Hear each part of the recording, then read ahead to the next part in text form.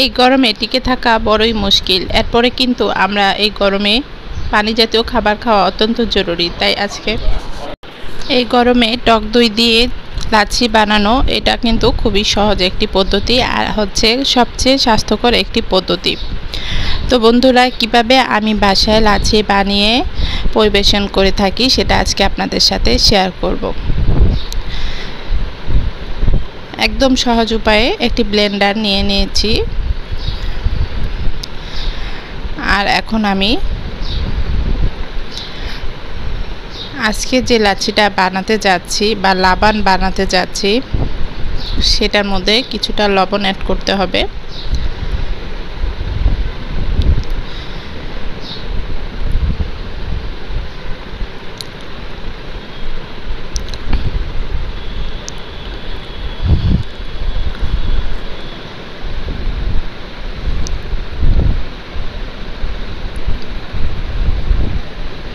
তো আমি এখন লাচ্ছির জন্য ব্লেন্ডারের জারের মধ্যে টক দই নিয়ে নিব।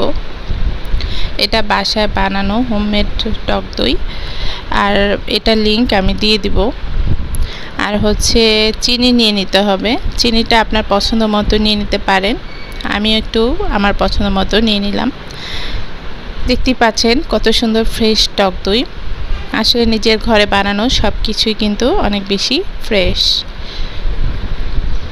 যদিও এটি আমি টক দইয়ের বাইরের কেনা টক দইয়ের জারে বানিয়েছি, কিন্তু তবুও খুবই ভালো হয়েছে। তার সাথে কিন্তু আমি পানি অ্যাড করে নিব, দুধ অ্যাড করব না, আমি কিন্তু ঠান্ডা পানি অ্যাড করে নিব। লাবান বানাচ্ছি লবণ দিয়ে আর টক দই দিয়ে আর চিনি দিয়ে, আর হচ্ছে ঠান্ডা পানি লাগবে। এছাড়া আর বেশি কিছুই লাগবে না। এবং যা যা দিয়েছি পানি দেওয়ার আগে সেগুলোকে একটু ব্লেন্ডারে ব্লেন্ড করে নিব, যাতে চিনিটার সাথে টক দই এমনকি লবণ মিশিয়ে যায়। এরপরে আমি পানি অ্যাড করে দিব। তো এভাবে করে আমি যতটুকু লাবান বানাবো ততটুকুই পানি দিয়ে নিলাম।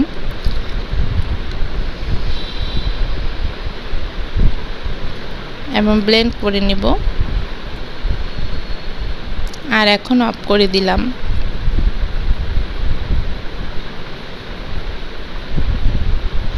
আমি কিন্তু আবার কিছু পানি অ্যাড করে দিলাম।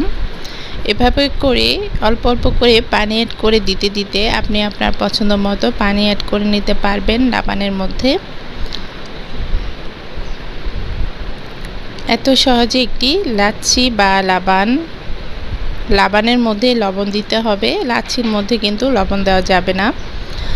তো এটা লাবান বানিয়েছি, এটার মধ্যে আমি লবণ অ্যাড করেছিলাম। তো বন্ধুরা, খুবই সুন্দর এবং সুস্বাদু লাবান তৈরি হয়ে গিয়েছে, যেটা আপনারা বাজারে কিনে খেতে পারেন। তবে বাজারে কেনাটার চেয়ে বাসারটা অনেক গুণ বেশি স্বাস্থ্যকর এবং ভালো।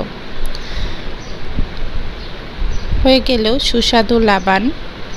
এখন এটা এনজয় করব। বন্ধুরা, বাসায় বসে আপনারা অবশ্যই বানিয়ে খাবেন, আর আমাকে একটি লাইক দিয়ে যাবেন, আর আমার চ্যানেলটিকে সাবস্ক্রাইব করে রাখবেন। ভালো থাকবেন সবাই, সুস্থ থাকবেন। আবার নতুন কোনো রেসিপি নিয়ে আপনাদের মাঝে হাজির হয়ে যাব। সে পর্যন্ত সবাই অনেক বেশি সুস্থ থাকুন, ভালো থাকুন, আর গরমে পানি বেশি বেশি পান করুন। পানি জাতীয় যত খাবার আছে, ওটস, স্যালাইন, তারপরে এই গরমে বাইরে বের হওয়ার চেষ্টা না করাই ভালো, বের না হয় ভালো। এরপরেও যদি বের হতে হয় ছাতা মাথায় দিয়ে বের হবেন। আর শিশুদেরকে বাইরে বের না করাই ভালো, ঘরে রাখার চেষ্টা করুন। আর হচ্ছে ঠান্ডা জাতীয় খাবার, নর্মাল খাবার বাচ্চাদেরকে খাওয়ানোর চেষ্টা করুন। তো বন্ধুরা, সবাইকে বিদায় নিয়ে এখান থেকেই চলে যাচ্ছি। আসসালামু আলাইকুম।